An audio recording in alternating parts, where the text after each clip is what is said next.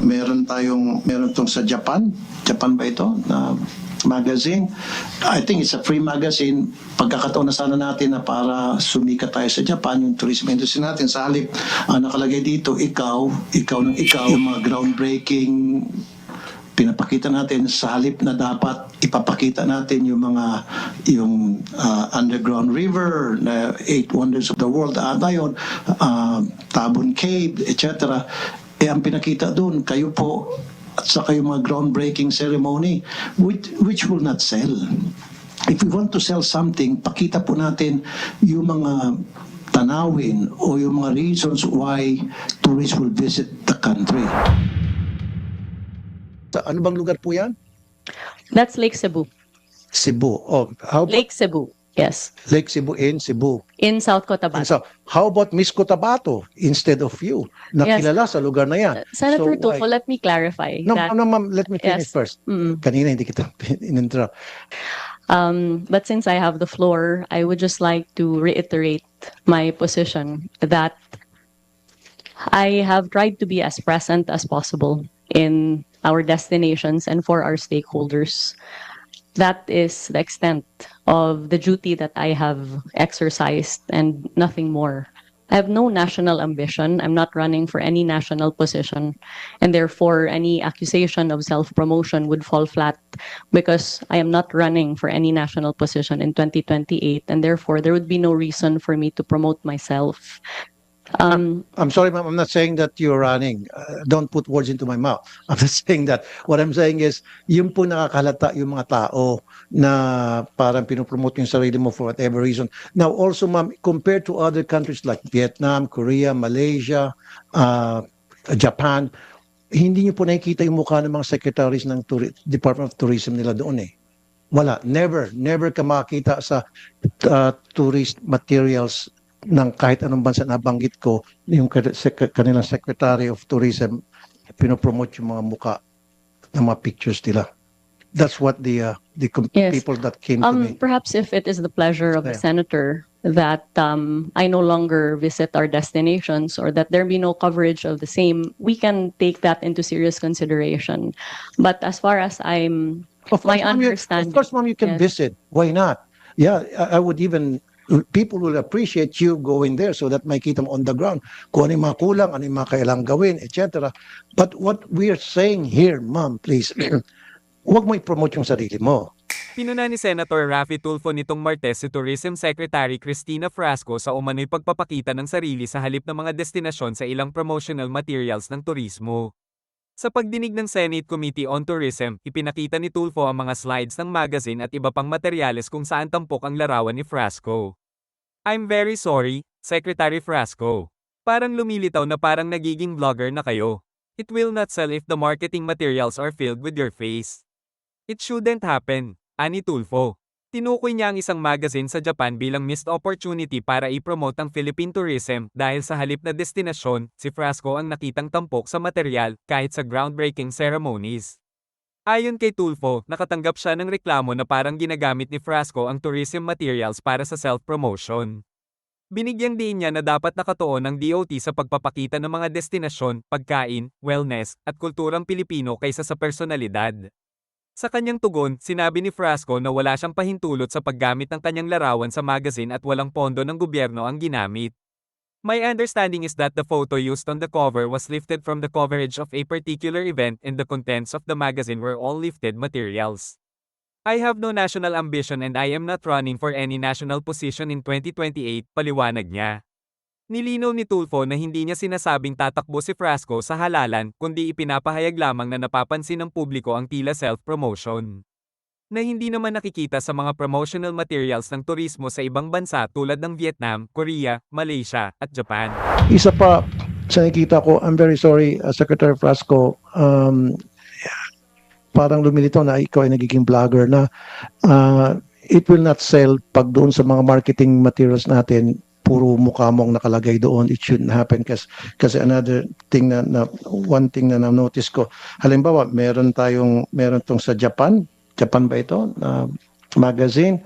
I think it's a free magazine. pagkakataon na sana natin na para sumikat tayo sa Japan, yung tourism industry natin. Sa halip, ang nakalagay dito, ikaw, and then yung mga groundbreaking pinapakita natin sa halip na dapat ipapakita natin yung underground river, the eight wonders of the world, yun, Tabon Cave, etc. Ang pinakita doon, kayo po at saka yung mga groundbreaking ceremony, which will not sell. If we want to sell something, pakita po natin yung mga tanawin o yung mga reasons why tourists will visit the country. Kasama na po dyan yung mga lugar na pwede papuntahan, food, wellness, di ba, adventure. Those are the things that people would like to see, the tourists. And pumunta po ako sa website natin, wala ako masyadong nakikita ng mga lugar na kaakit-akit na para mainganyo yung mga tourist na pumunta. Nakikita ko puro mga festivals. I don't know kung iba yung napupuntahan ko website. Maganda po yung festivals. Pero kung kailangan natin talagang ma-invite yung mga tourists to come to our country, ano ba yung reason ba't nagtutur yung mga tao? Hindi naman po sa puro festival ang pinupunta ng mga turista rito. Of course, maganda yung festival.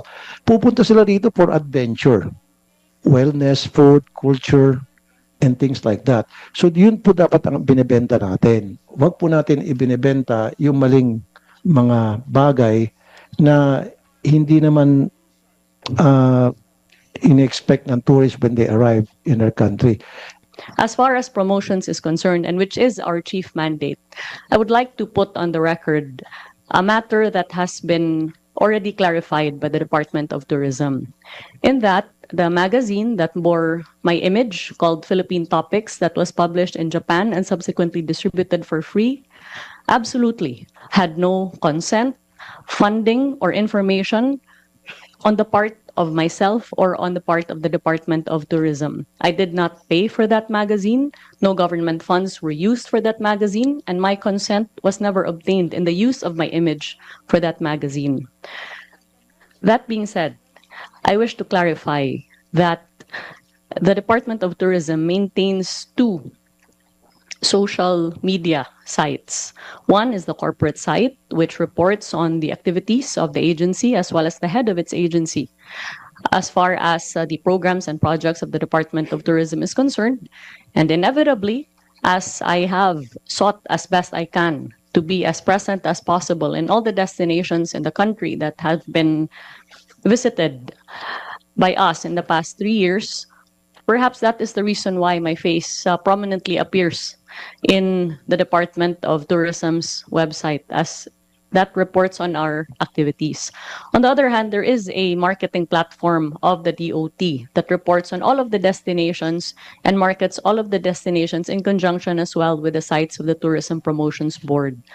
So we wish to assure this committee that the Department of Tourism has worked as hard as it could as far as promotions is concerned and has advocated as fiercely as possible as far as matters that can help or harm Philippine tourism but are simply not entirely within the mandate of the DOT. Thank you. Mr. Chair, thank you for that clarification, Secretary Frasco. You did say that you never give your consent to this magazine, Japanese magazine, for your picture to be featured in this magazine, free magazine.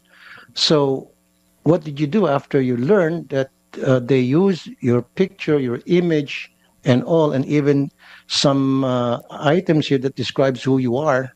So how did they know who you are without you or some of your people telling them? And what did you do after you've learned? For example, if it's really true what you're saying, that they were using your pictures without their consent, did you do anything?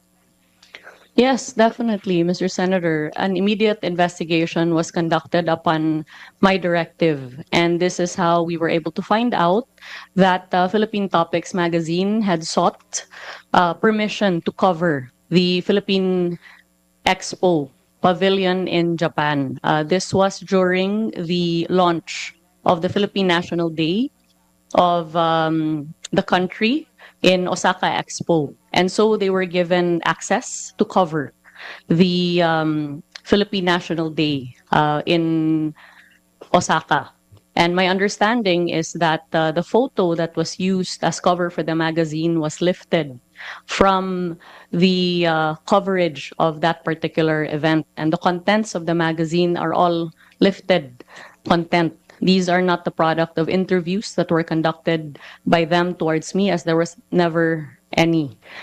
Therefore, after having learned that they were given access to the Osaka Expo, a demand letter had then been sent to Philippine Topics. First, to establish for the record that the magazine was in no way a directive or an editorial decision on the part of the DOT, and that no government funds were used in the publication Yes, of ma'am. the I magazine. understand that. So, since may pag-amin po sa inyo na walang authority or you did not authorize them to use your pictures in this magazine, so para makabawi sila, bakit hindi niyo lang po kontakin ulit sila this time around with your authorization na mag-publish tayo ng mga magagandang tanawin sa Pilipinas, who we are, and what are the places that they can go. It's free anyway, you said, right? So why not contact them? Parang quits na tayo. Sige, nilagay nyo kami dyan ng walang paalam. Ngayon naman, may paalam na kayo, pero itong ilalagay nyo. So we will dictate to them what we want published in their magazine since it's free. Why don't we do that? Kasi mataas ang circulations nito, I would suppose, because it's a free magazine. At maganda, glossy to magazine na ito. So why don't we take advantage of that? My and also, understanding- ma'am, huwag ka magalit, ano? Kasi marami na akong natatanggap ng mga, feedback from other people na pagdating sa promotions, dapat ang pinopromote yung lugar, hindi dapat yung tao. Iwas tayo dun sa personality. We have to promote yung mga pupuntang lugar. Like I said, yung underground river sa Palawan, I think it's 8 wonders of the world. Is that considered? Tabon Cave, so many other places that we can feature na maingganyo po yung mga tourists to come over to our country. At i-minimize po natin yung mga festival. Okay, festival's good. But the tourists will not come to the Philippines because of the festival. They come to the Philippines because of our beaches, the adventure that they can take advantage of, yung mga diving sites, etc. So nakita ko kasi sa isang website ng Philippine Tourism natin, puro mga festival. Kung akong turista, ba't ako pupunta? Ayoko ng festival eh. Of course, may mga tao gusto ng festivals. Di ba? Pupunta sila. Mga tiatihan, kung ano-ano pa dyan. Sidulog. But hindi po magbebenta sa mga tourist dyan. Ang magbebenta sa mga tourist, yung adventure, wellness, food, etc. Yun ang po advice ko. So lastly, dito po, sige, para makabawi naman tong magazine na ito, balikan nyo sila, sabi mo, this time authorized na namin, ito yung mga magandang tanawin na pwedeng pumunta, i-promote nyo ito. Can you do that? Senator, unang-una po, hindi po ako nagagalit, nagtatrabaho lang po ako. Kaya siguro po grabe po yung atake sa akin kaya hindi naman ako nagagalit, hindi na ako sumasagot, no. But I just wish to make clear na yung background ko po ay naging mayor po ako dun sa Cebu. Kaya yung manner, yung urgency, yung presence ng pagtatrabaho, ayun po yung background Okay, ko. yes ma'am. Hindi po ako sanay na magtrabaho sa loob lamang po ng opisina. Nandyan po ako on the ground. In less than 3 years po, nabisita na po natin yung lahat ng rehiyon ng Pilipinas and around 75% of all the 83 provinces of the Philippines. I agree with you ma'am, totally. Yeah. Hardworking po kayo. Now, sabi niyo po, yung sa magazine, wala pong consent ninyo, ilagay mukha nyo. How about dito po sa mga airport sa Cebu? Nandito po yung mukha nyo, welcoming the tourists That's actually not an airport in Cebu. That, I believe, is in Boracay. in Boracay. Yes. So instead po ng picture, like I said, Yes, nothing yes. personal with you, mama. Instead, sabi ko kanina, personality, ba't di na lang tayo maglalagay ng mga lugar na pwedeng puntahan na para, like I said kanina, for the end time, maingganyo yung mga tao na, sige, pupunta ko, ang ganda niyan. Di ba parang sa ibang lugar, tulad sa Dubai, if I go to other countries, sa airport pa lang nila, makikita mo na sa walls yung mga lugar na pwede pupuntahan na you're being invited to go to that place. In this case, yan po ba, may authorization po kayo na ilagay yung picture nyo dyan? Senator Tulfo, I'm really glad that you brought this up because earlier you talked about the 5 lines that people are supposed to take before they can enter Boracay Island. That's in relation to this particular situation. So this matter was brought to us as far as the 1.5 hours of waiting time before you can go into Boracay. Considering that the port is being operated by the provincial government of Aklan, we then, as far back as 2 years ago, approached the governor as well as the mayor to provide guidance as far as how they can improve the tourist experience in Boracay. This then resulted in a public-private partnership between the private sector as well as the provincial government of Aklan to introduce an electronic system that would improve those lines, reduce the number of lines from 5 to 2 or 3, I believe, and reduce the waiting time from around 1.5 hours to much less than that. As I recall, the product of the PPP was launched last year, and I'm told that this tarpaulin was put up because I was supposed to have arrived at the inauguration of this PPP project. But another urgent matter came up here in Manila, and hence I was not able to attend. That is the reason why that welcome tarpaulin is there. But I did not direct the putting up of that tarpaulin, but the reason why it's there is because they put it up as a welcome sign at the launch of that PPP project to improve the ticketing of Boracay. Nonetheless, when this matter was brought to light, we actually already ordered all of our regional offices, including Region 6, to take down any offending material, as the case may be, or any material that bears my image. But at the end of the day, I believe that this is a matter of visibility and performance. The question is whether or not the Department of Tourism has performed its mandate in the past 3 years. I respectfully submit that we have, within the 93% slashed budget that we have been given, and within the limited mandate that we have been given. But it's quite impossible for us to deliver a miracle if we are not provided with the appropriate funding and if we do not obtain the necessary assistance that is needed in order to ensure that infrastructure, connectivity, safety and security, and all of these matters are addressed. Okay, ma'am, huwag kayong magalit ha. Bine-voice out ko lang kung ano yung mga sinasabi ng netizens, kung ano yung nakarating sa akin sumbong. Now, sabi niyo po, yung sa Korea, wala kayong authorization doon, maging sa airport, may authorization ba kayo na para ilagay yung picture niyo? And then isa pa po, meron ditong promotion na kayo po'y nakasakay sa bangka and you're promoting the Philippines at kayo po'y nakadamit ng mga bulaklakin at sa Lake Cebu ba ito? Ito ba'y walang authorization nyo rin na ilalagay po yung mukha nyo doon sa cover ng magazine na kayo po'y nakabihis at parang nag-invite ng mga tourist? Senator Tulfo, that photo I believe you're pertaining to is one that was taken during the Philippine Experience Program, Heritage, Culture, and Arts Caravan that the Department of Tourism implemented in the Soc-Sargen region. That is not a promotional material, but that's actually coverage of the activities of the department. That photo was taken at the time when we held the Philippine Experience Program in South Cotabato. So bakit hindi na lang po model na taga roon mismo, native Yes. po sa lugar na yon, nakilala sa lugar na yon? Why you?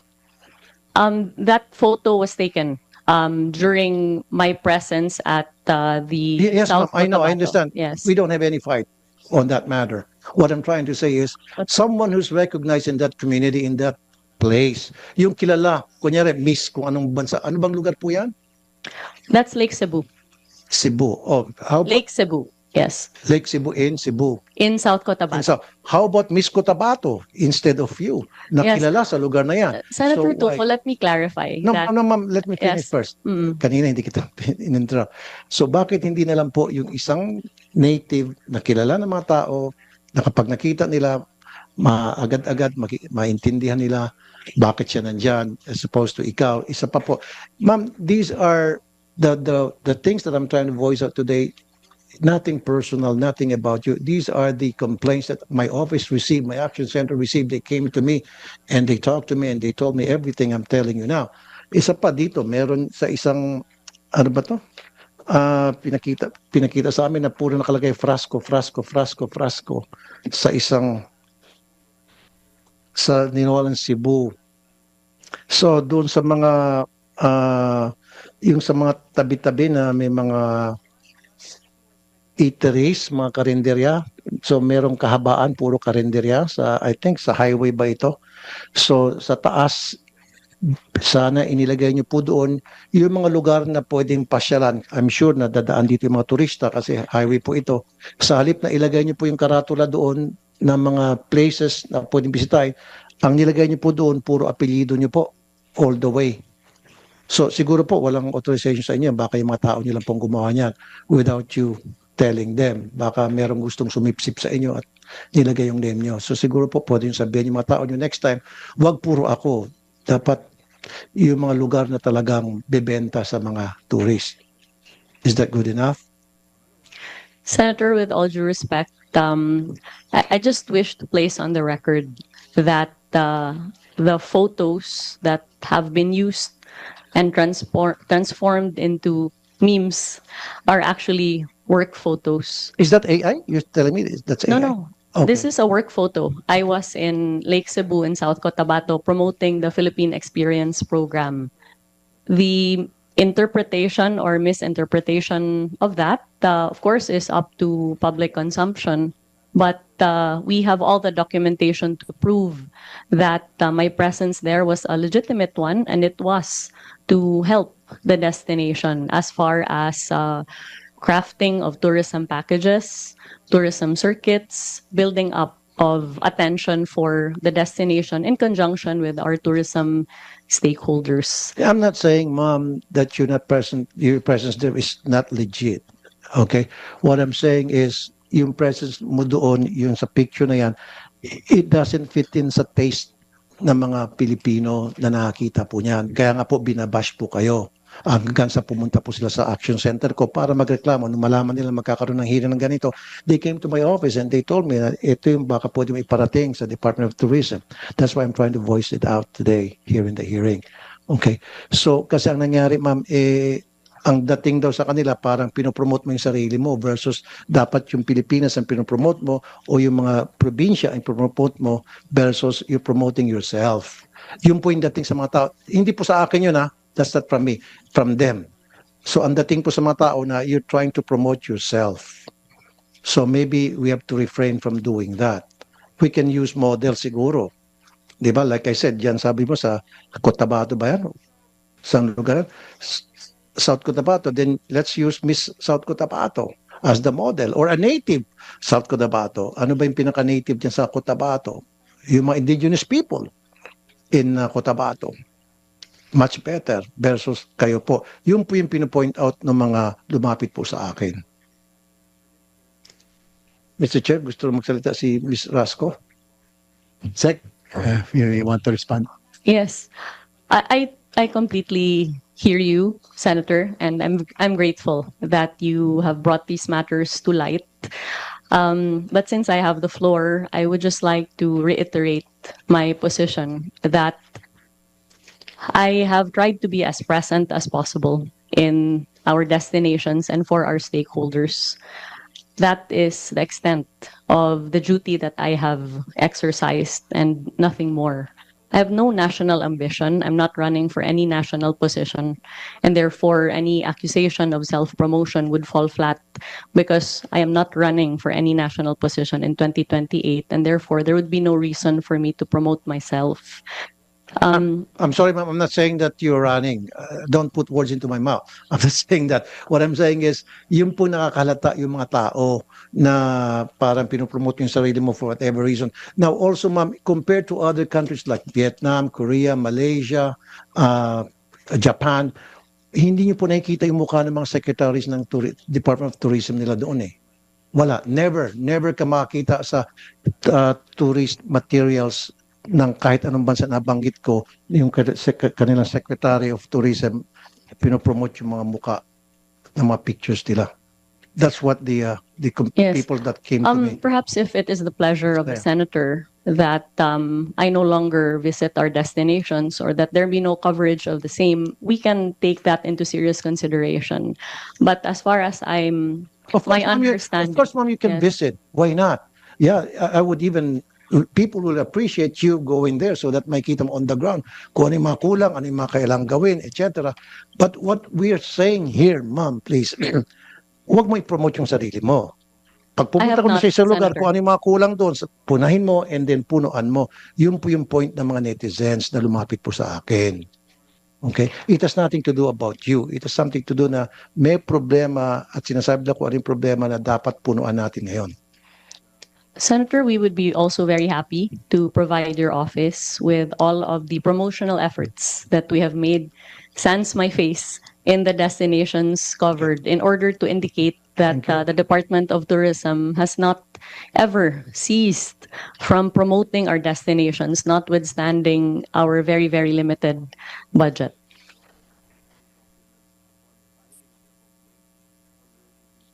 Yes, Ms. Vasco, is it about regarding this topic? Can I just go get back to you? I just want to finish first yung po sa airfare because this is one of the more important matters that we have to resolve during this hearing. I'll go get back to you. In fact, I invited you because of the article in the Inquirer because we need your feedbacks on what are the things that are probably before we let Secretary Cristina Frasco go, no, the chair would like to find out also what are the problems, no, that are the tourists would encounter in the country, no. Aside from, of course, you are doing your best to promote the country, marketing, kahit na po niya kinap yung budget niya to 100 from 1 billion to 100 million. I mean, compared to other countries, that's very small, but still, we would like to find out later doon, no? Just like, Senator Tulfo, balikan ko lang po yung ano, no? With your indulgence.